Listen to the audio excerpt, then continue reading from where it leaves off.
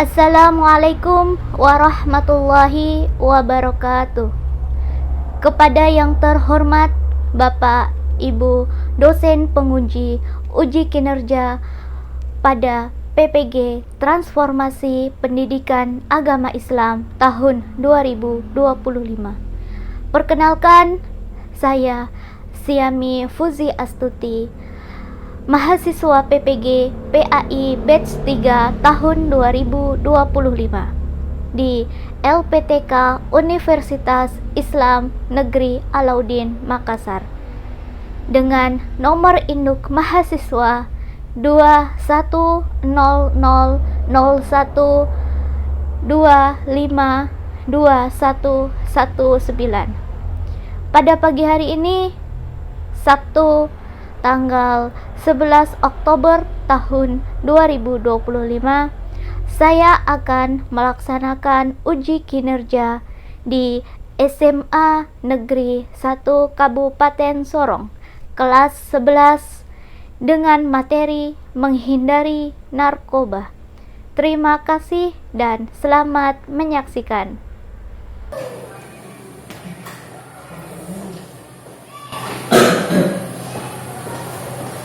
Assalamualaikum warahmatullahi wabarakatuh. Waalaikumsalam warahmatullahi wabarakatuh. Selamat pagi anak-anak. Pagi, Bu. Bagaimana kabarnya kalian hari ini? Alhamdulillah, luar biasa. Allahu Akbar. Oke.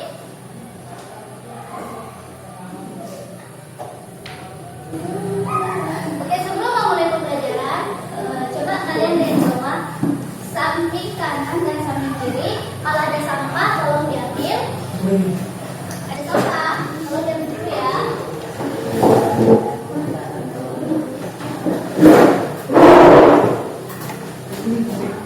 Sudah bersih? Sudah, Bu. Oke, coba dilihat kerapiannya. Sudah rapi semua, bajunya sudah masuk. Oke. Oke, sudah pada ganteng-ganteng dan sudah pada cantik-cantik, berarti sudah siap mulai pembelajaran ya? Ya. Oke, Ibu kasih kesempatan untuk ketua kelas untuk memimpin doanya. Mari teman-teman, sebelum belajar kita berdoa. Udah mulai.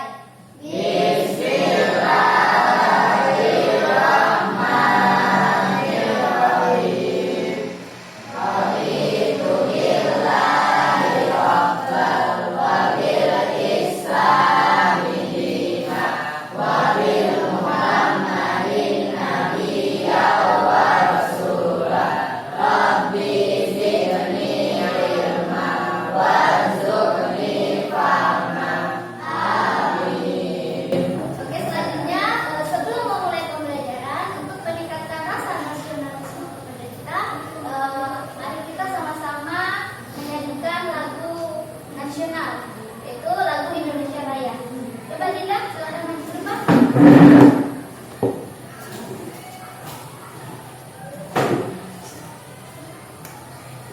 Oke, teman-teman silakan berdiri.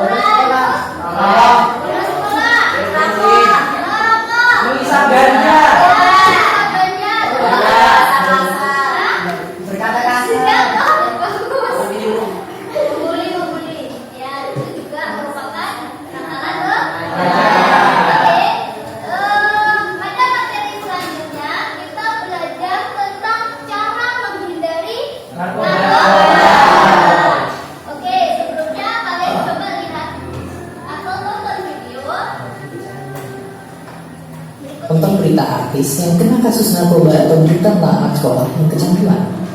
Ya, meski udah ada banyak larangan deketin narkoba, nyatanya masih ada jutaan kasus penyalahgunaan narkoba di negara kita. Di dunia lebih gila lagi, cuma pecandu narkoba sedunia itu setara satu Indonesia. Tapi pertanyaan besarnya, kenapa masih banyak orang yang tergoda dan emang apa rasanya kecanduan narkoba?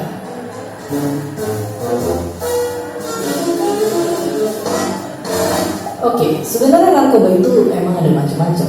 Ada yang bikin kita jadi sangat berenergi sampai berasa bisa lari bolak-balik di Jakarta. Ada yang bikin jadi ngantuk dan tenang, dan ada juga yang bikin halusinasi. Ya, melihat, mendengar, dan melihat hal-hal yang sebenarnya nggak ada.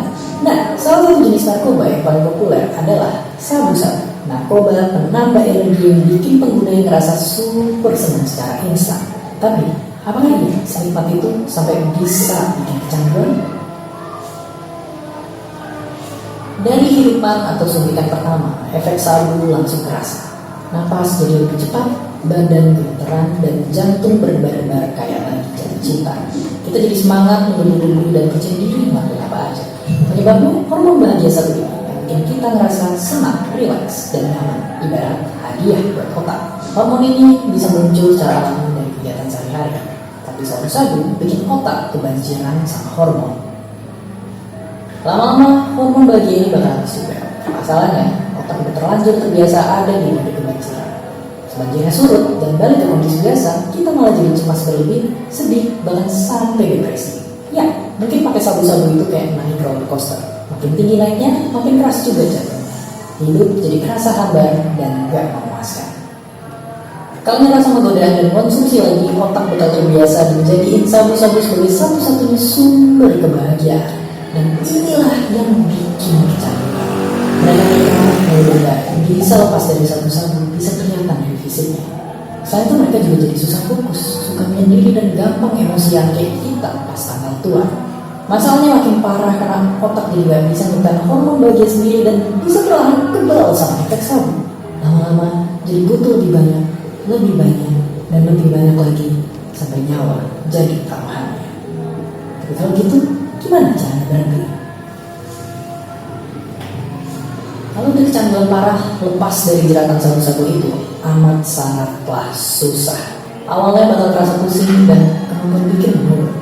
Terus jadi cemas berlebih, depresi, bahkan halusinasi. Tapi susah bukan berarti mustahil, apalagi dengan adanya bantuan dan dukungan yang tepat. Misalnya kayak pemuda ini yang sempat ditangkap polisi gara-gara mati sabu. Dia masuk pusat rehabilitasi, didampingin konseling, dan akhirnya bisa berhenti. Di Indonesia, pecandu yang melapor bisa dapat rehabilitasi gratis, tapi pengedar bisa dihukum mati. Kayak bapak ini yang nekat bangun pabrik sabu dari dalam penjara.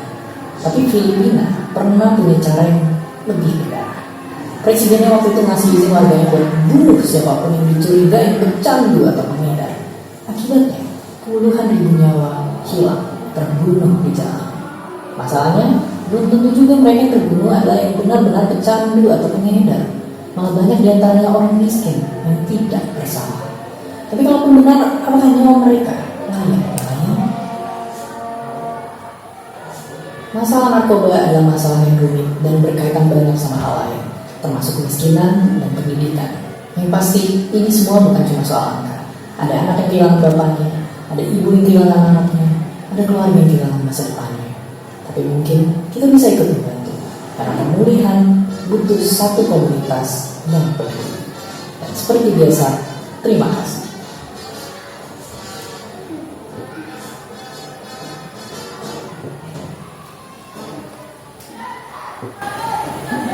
Oke, baik. Dari tayangan video tersebut, ada yang bisa menyimpulkan? Coba dari sebelah sini, ada yang bisa menyimpulkan? Apa yang kalian petik dari video tersebut?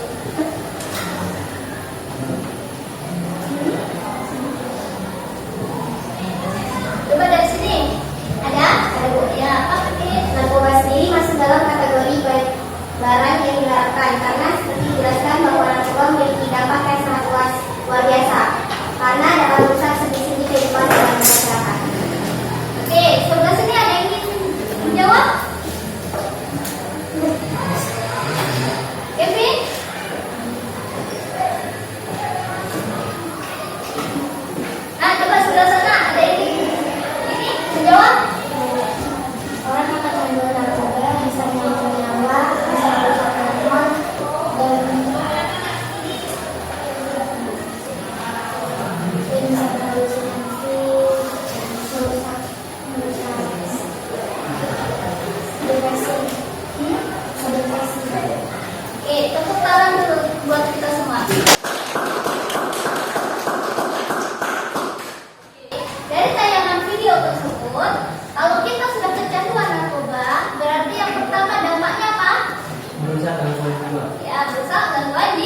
Dan dapat menimbulkan apa tadi? Kematian. Mau kalian kayak gitu? Maka jauhi narkoba. Oke, dari video tersebut Ibu ingin kasih pertanyaan. Mengapa sih masalah narkoba ini menjadi ancaman serius bagi generasi muda? Ada yang bisa jawab? Coba ini ya. Menjadi ancaman serius bagi generasi muda karena dapat merusak fisik, mental, dan masa depan mereka. Oke, jadi narkoba ini menjadi ancaman bagi diri kita sendiri, apalagi ada masa remaja. Apa yang menjadi ancamannya? Merusak fisik, mental, dan masa depan mereka. Ya, dapat merusak masa depan kita. Terus, apa yang membuat remaja terjerumus ke dalamnya? Apa? Bisa dari faktor lingkungan maupun dalam diri sendiri. Ya, dari faktor lingkungan maupun dari diri sendiri. Apa dari diri sendiri? Rasa-perasaan, Ya, rasa ingin tahu atau rasa penasaran. Dari lingkungan apa? Pergaulan bebas. Di lingkungan masyarakat, kita bermain sama saja nggak apa-apa. Bermain sesama teman, semua teman nggak apa-apa ya. Tetapi kalian harus bisa memilih mana yang baik dan yang buruk. Kalau yang baik berarti kita ngikut ya. Contohnya apa? kelompok. Hah? Ada tugas kerja kelompok. Ya, ada tugas kita ikut. Kerja bakti kita ikut. Sudah bunyi azan sholat, kita ikut ya. Jangan kayak kita, oh kita mau aturan muda, berarti kita ikut. Berarti itu perbuatanku. Oke. Selanjutnya kita masuk ke materi.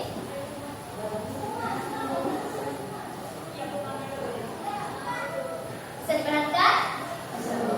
Oke, materinya tentang menghindari narkoba. Narkoba ditinjau dari Islam. Larangan tegas dalam syariat Islam.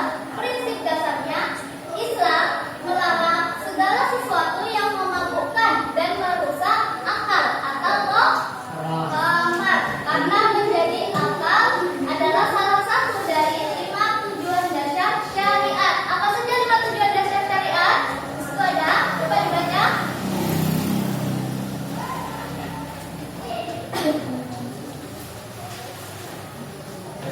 Ya, Menjaga agama, ya menjaga agama, terus menjaga jiwa, menjaga jiwa, terus menjaga akal, ya, terus menjaga turunan, ya, terus menjaga harta. menjaga harta. Narkoba ini diharamkan bukan karena dampak negatifnya, tetapi merupakan suatu pertentangan dengan tujuan agama syariat. Yaitu mengenai 5 hal tadi, yaitu kita harus bisa menjaga agama. Narkoba juga di sini melemahkan keimanan kita, sehingga kita sebagai umat muslim dijauhkan dari perintah Allah Subhanahu wa Ta'ala. Kenapa? Karena kecanduan tadi narkoba, tidak pernah mengikuti atau melaksanakan kewajiban agama seperti sholat, karena sudah kecanduan Terus yang kedua, menjaga jiwa. Islam juga menjunjung tinggi untuk keselamatan jiwa. Narkoba ini juga memiliki dampak seperti kerusakan sistem saraf, organ tubuh, dan juga bisa menyebabkan kematian karena terlalu apa? Overdosis. Terus yang ketiga yaitu menjaga akal. Akal ini adalah alasan terpenting mengharamkan narkoba. Akal adalah karunia Allah yang membedakan manusia dengan makhluk lain. Narkoba di sini dapat menghilangkan kesadaran, merusak kemampuan berpikir logis, dan membuat seseorang tidak mampu membedakan mana yang baik dan yang buruk. Karena efek inilah para ulama sepakat narkoba atau tomar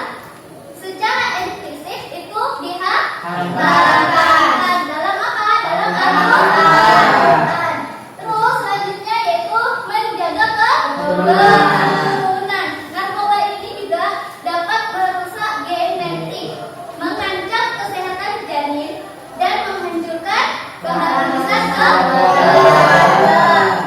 Contohnya apa? Yang menghancurkan keharmonisan keluarga.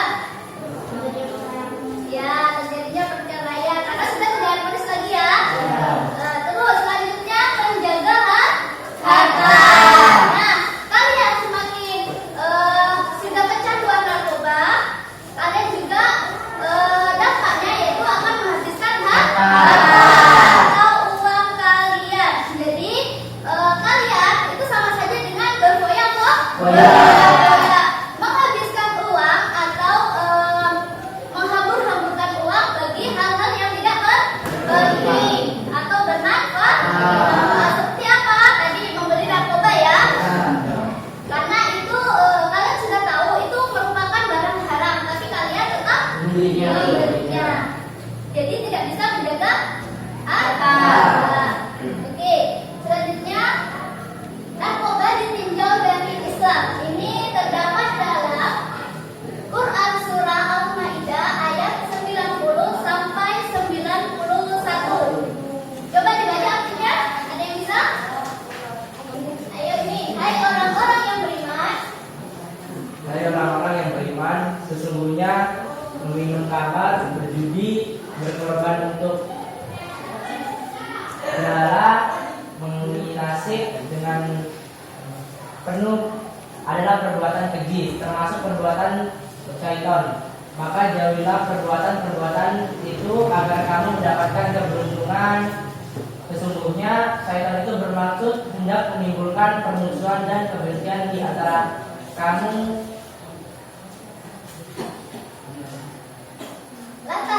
Lantaran minum kamar dan berjudi itu, dan menghalangi kamu mengingat Allah dan sembahyang, maka berhentilah kamu dari mengerjakan pekerjaan itu. Oke, di situ sudah sangat jelas ya bahwa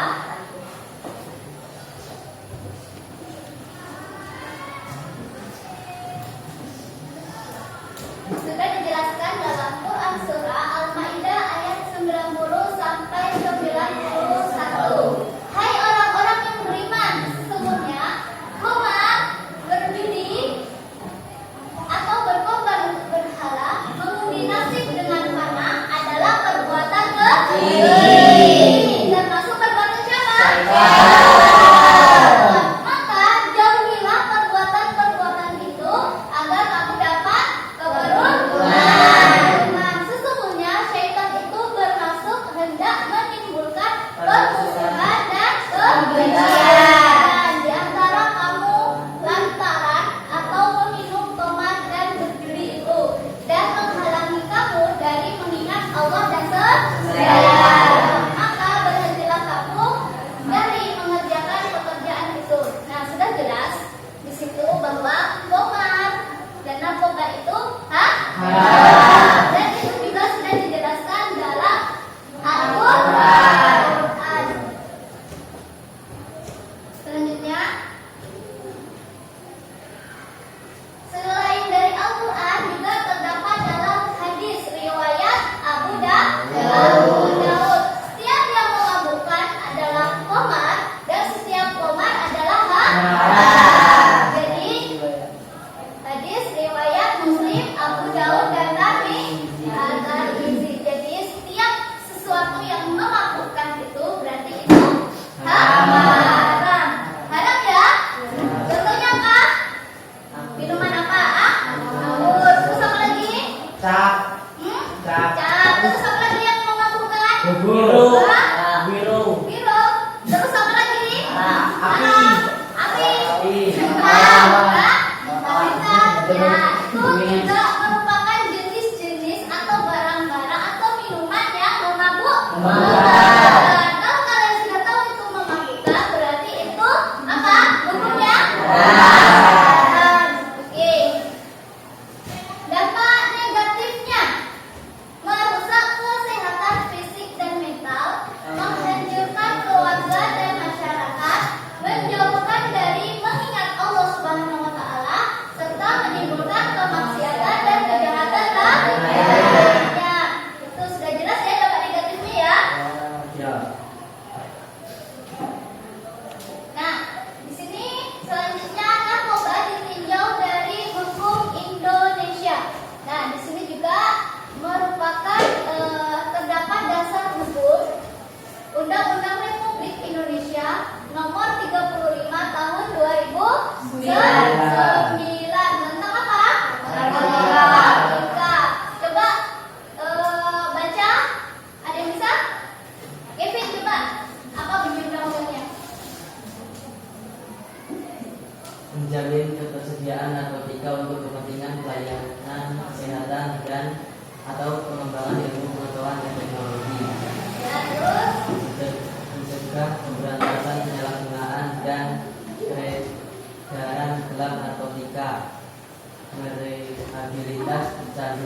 etika, sanksi hukum, produsen atau pengedar, hukuman pidana berat mulai dari penjara sampai hingga hukuman mati, serta denda miliaran rupiah. Penyalahguna atau pengguna dikenakan sanksi pidana penjara, namun diprioritaskan untuk direhabilitas medis dan sosial, terutama bagi pecandu yang melaporkan diri atau dilaporkan. Penting, hukum di Indonesia sangat serius dalam memberantas narkoba, baik dari sisi suplai, produsen atau pengedar maupun sisi demand pengguna, dengan penekanan pada rehabilitas bagi pecandu. Oke. Selain dalam Al-Quran dan hadis, juga di sini sudah dituangkan dalam Undang-Undang Republik Indonesia Nomor 35 Tahun 2009. Apa sanksi hukumnya bagi pengedar? Hukumannya yaitu pidana berat, mulai dari penjara berapa tahun? Belasan tahun hingga hukuman mati. Itu sanksi hukum bagi pengedar. Selanjutnya, bagi pengguna apa sanksinya? Dikenakan sanksi pidana penjara, namun diprioritaskan untuk direhabilitasi medis dan sosial, terutama bagi pecandu yang melaporkan diri atau dilaporkan. Oke, selanjutnya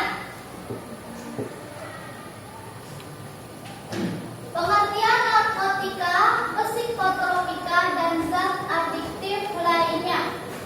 Narkotika definisinya yaitu zat atau obat yang berasal dari tanaman atau bukan tanaman, baik sintetis maupun semi-sintetis, yang dapat menyebabkan penurunan. Sedangkan psikotropika di sini yaitu yang berkhasiat psikoaktif melalui pengaruh selektif pada susunan saraf pusat yang menyebabkan perubahan gas pada aktivitas mental dan perilaku. Contohnya apa tadi? Psikotropika? Sabu. Terus hipnotika, obat tidur seperti pil KB. Terus zat aktif lainnya, bahan lain bukan narkotika atau psikotropika yang dapat menimbulkan ketergantungan dan berpotensi merugikan kesehatan. Contohnya apa? Alkohol, nikotin pada rokok, dan pada kopi dalam jumlah berlebihan. Nah, di dalam rokok itu juga ada nikotin. Kalian ada yang merokok? Ada. Tidak ada ya. Kalian masih muda, kalian masih remaja, jadi jangan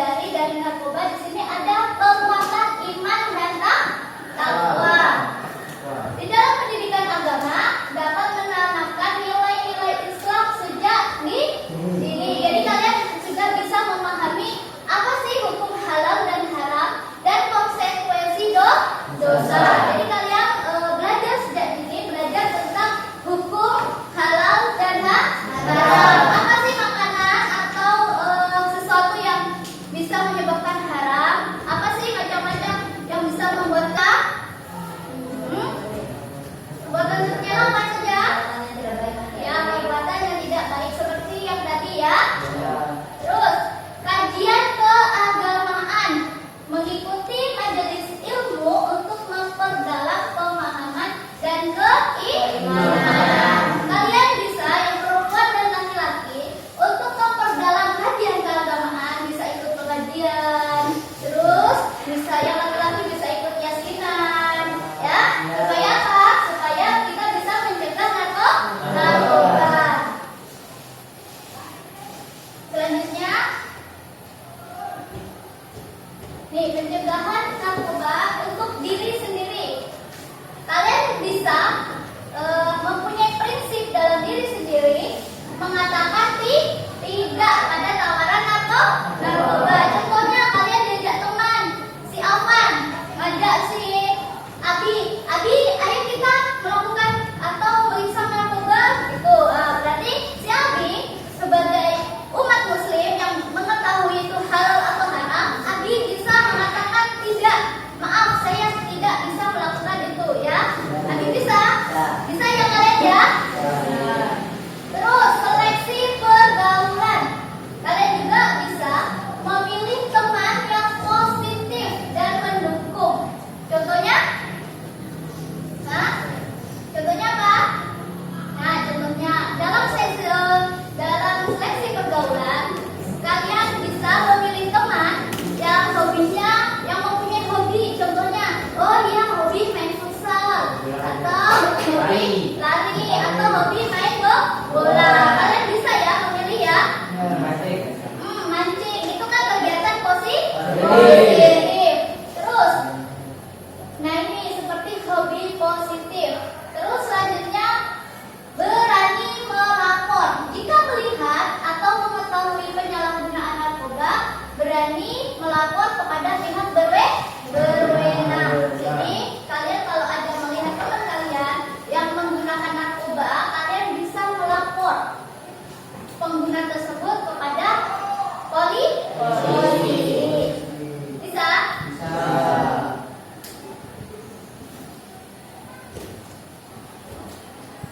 Oke, mungkin cukup sekian materi atau paparan penjelasan dari Ibu. Apakah ada pertanyaan? Ada pertanyaan? Ada yang ingin ditanyakan? Tidak ada? Oke, kalau tidak ada, selanjutnya kita buat kelompok. Jadi, Ibu memutuskan 3 kelompok. Bisa dihitung dari sebelah sini? 1, 2, 3, 1, 2, 3, oke? Oke, dari Fatir. 1, 2, 3. 1, 2, 3, 2, 2, 3, 3. 1.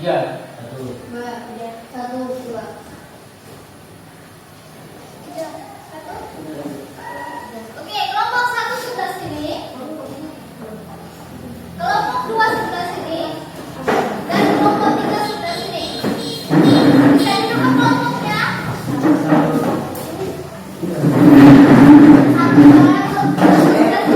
3. Sudah? Oke, Ibu bagi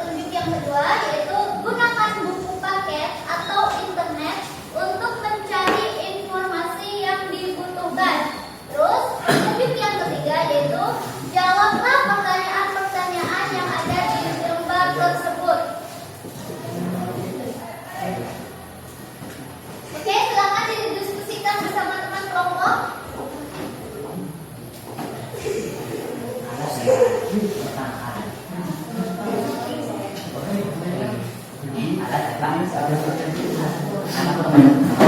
ada 5 pertanyaan. Setiap kelompok harus bisa menjawab dari kelima pertanyaan tersebut.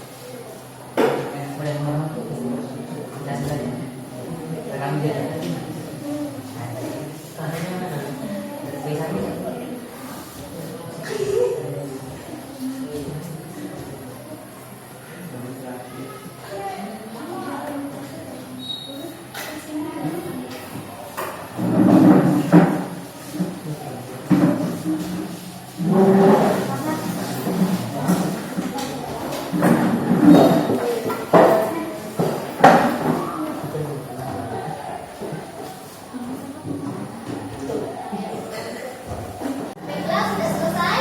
Sudah. Oke, itu beri kesempatan untuk kelompok 1 untuk mempresentasikan hasil diskusinya. Silakan maju ke depan.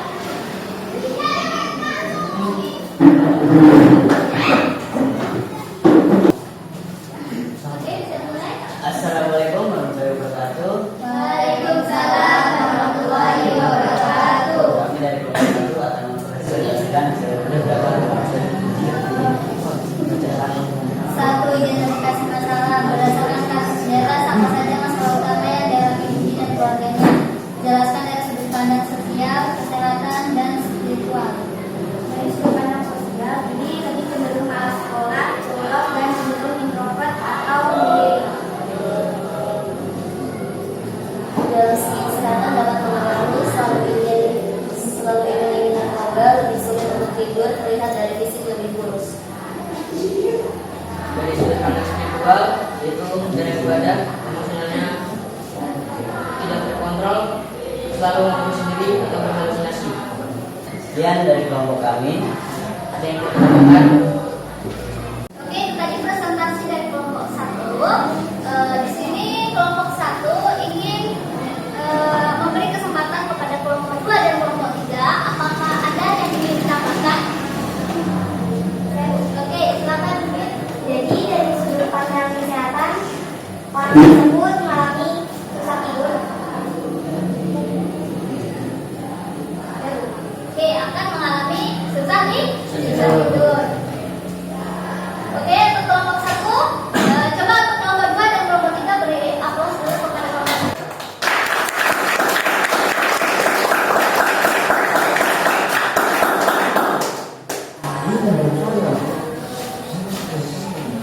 Nah, itu tadi hasil presentasi dari kelompok 1. Selanjutnya untuk kelompok 3, silakan maju untuk mempresentasikan hasil diskusinya.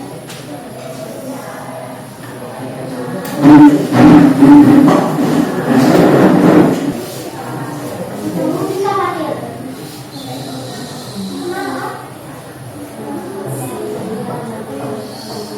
Assalamualaikum warahmatullahi wabarakatuh. Waalaikumsalam warahmatullahi wabarakatuh. Kami dari kelompok 3 ingin mempresentasikan hasil kerja kami. Kami ingin menjawab soal nomor 3. Bagaimana ajaran Islam memandang masalah penyalahgunaan narkoba? Jelaskan dan sebutkan dalil-dalil yang relevan dari Al-Quran dan hadis. Dalam hal narkoba, maka disamakan dengan khamar karena sama-sama memabukkan dan membahayakan atau merugikan. Oleh karena itu, narkoba disamakan dengan khamar. Dalilnya berupa hadis dari Umar, dia berkata, Rasulullah SAW bersabda, setiap yang memabukkan adalah khamar dan setiap yang memabukkan adalah diharamkan. Hadis riwayat Abu Daud.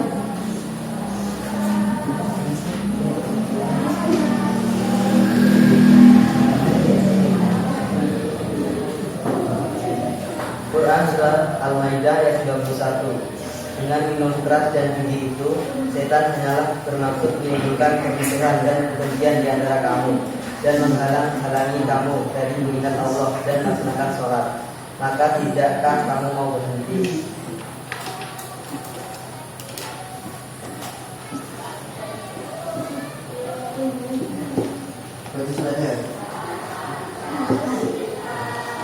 Sekian dari kami. Assalamualaikum warahmatullahi wabarakatuh. Waalaikumsalam. Baik, itu tadi presentasi dari kelompok 3. Di sini untuk kelompok 1 dan kelompok 2, apakah ada yang ingin ditambahkan dari materi kelompok 3? Bagaimana kelompok 1 dan kelompok 2? Tidak ada? Kelompok 2? Tidak ada, Bu. Tidak ada. Berarti sudah jelas ya? Ya, sudah Oke, jelas. silakan duduk kelompok 3. Berikan aplaus untuk kelompok 3. Oke, untuk yang terakhir yaitu kelompok 2. Di sini Ibu beri kesempatan untuk kelompok 2 untuk mempresentasikan hasil diskusinya. Silakan maju ke depan.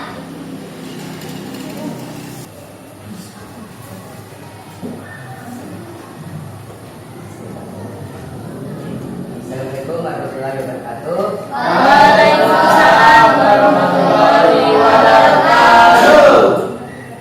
Kami dari kedua ingin mempresentasikan hasil diskusi. Pertanyaannya yaitu faktor penyebab menurut kelompok kalian mengapa Budi bisa menjerumus ke dalam lingkungan tersebut, apa faktor-faktor yang mendalaminya? Jadi faktor penyebabnya ada 2 hal, yaitu faktor internal karena si Budi kurang pemahaman agamanya, rendah rasa percaya diri dan keinginan untuk mencoba hal baru. Faktor eksternal karena si Budi dipengaruhi oleh temannya dan dia kurang perhatian dari keluarganya. Dan dari kelompok kami, Assalamualaikum warahmatullahi wabarakatuh. Waalaikumsalam warahmatullahi wabarakatuh. Bagaimana dari kelompok 1 dan 3? Ada yang ingin ditambahkan materinya? Ada Bu. Ada? Jelas. Sudah jelas? Jelas. Oke, beri aplaus dulu pada kelompok. Silakan duduk kembali ke tempat.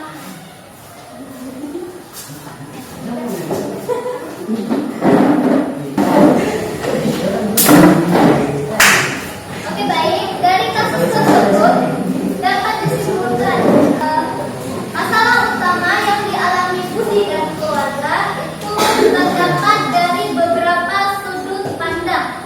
Yang pertama yaitu dari sudut pandang sosial.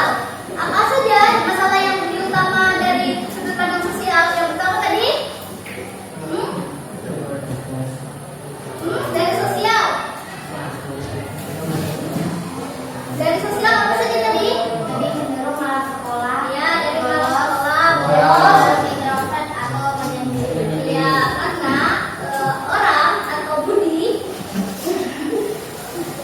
masalah utama yang dialami dari sudut pandang sekolah, dia merasa introvert atau dia sering menyendiri. Terus dalam kesehatan tadi apa? Masalah yang dialami? Selalu ingin keluarnya nambah, tapi sulit untuk tidur. Ya, karena dari fisik lebih kurus. Ya, dia cenderung badannya terlebih kurus. Oke, selanjutnya dalam solusi Islam. Narkoba tadi sudah dijelaskan dalam Quran surah Al-Maidah ayat 90 sampai 91. Menjelaskan tentang apa? Bahwa sesuatu yang berbau memabukkan pasti dia berbentuk haram. Oke, mungkin dari kelompok 1, 2, dan 3 kita berikan aplaus terlebih dahulu.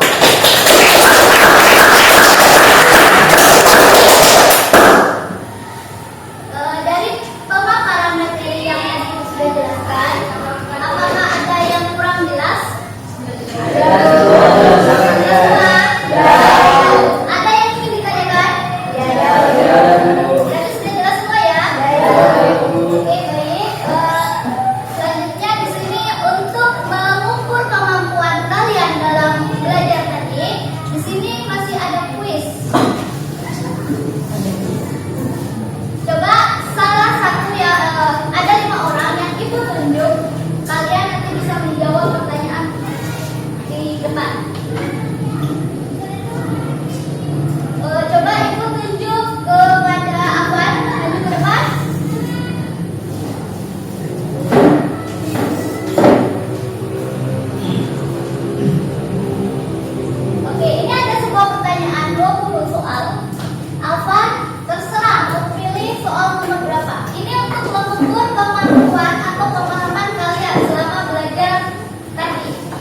Nomor 5.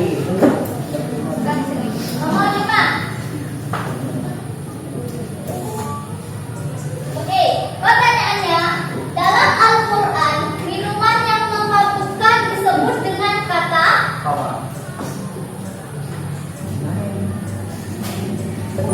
Oke, C jawabannya Al-Qamar. Benar ya?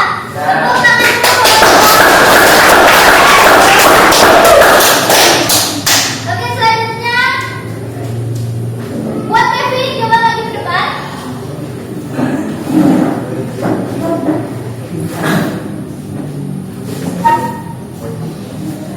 Oke, Kevin mau pilih nomor berapa?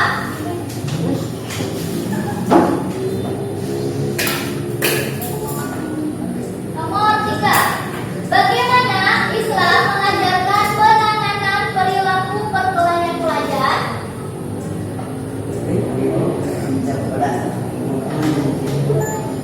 Oke, jawabannya benar.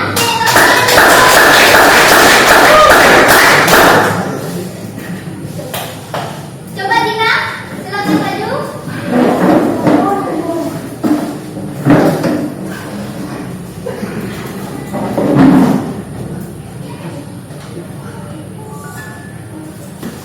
Kita dilarang meminum khamar karena khamar memabukkan. Oke.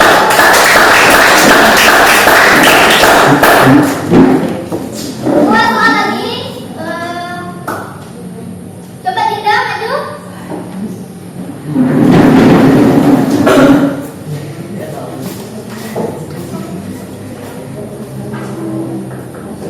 Dipilih dulu soalnya.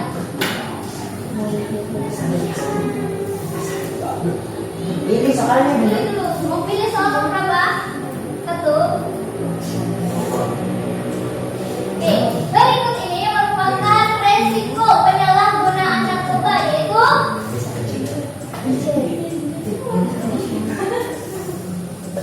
kecanduan. Dan yang terakhir, coba Fatir. Fatir sama jawaban. Ya, silakan menjawab soal tersebut.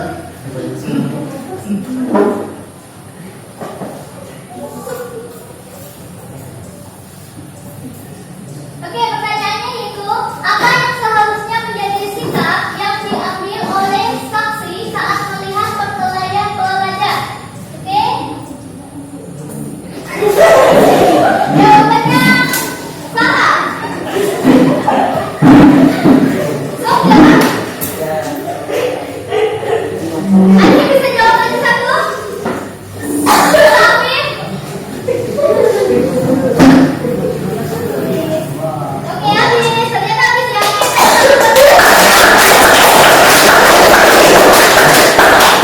Setelah yang kita peroleh dari 20 soal, yang bisa menjawab hanya 4 dalam waktu 4 detik atau 4 menit.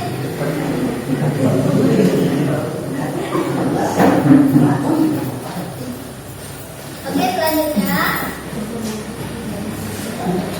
tadi pemahaman buat kalian. Itu tadi soal pemahaman. Kalian sudah paham materi tersebut atau belum? Sudah Sudah.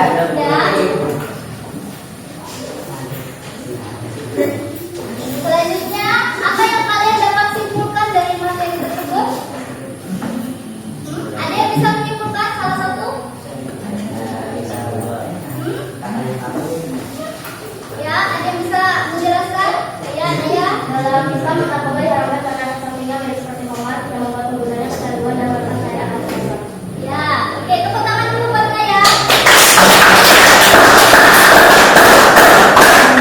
Jadi kesimpulannya yaitu narkoba merupakan zat atau obat yang dapat merusak manusia dan menyebabkan ketergantungan kepada seseorang. Selain itu juga, narkoba mempunyai dampak buruk seperti gangguan fisik maupun psikis yang dapat menimbulkan kematian. Namun juga sudah dijelaskan dalam Quran surah Al-Maidah ayat 90 sampai 91.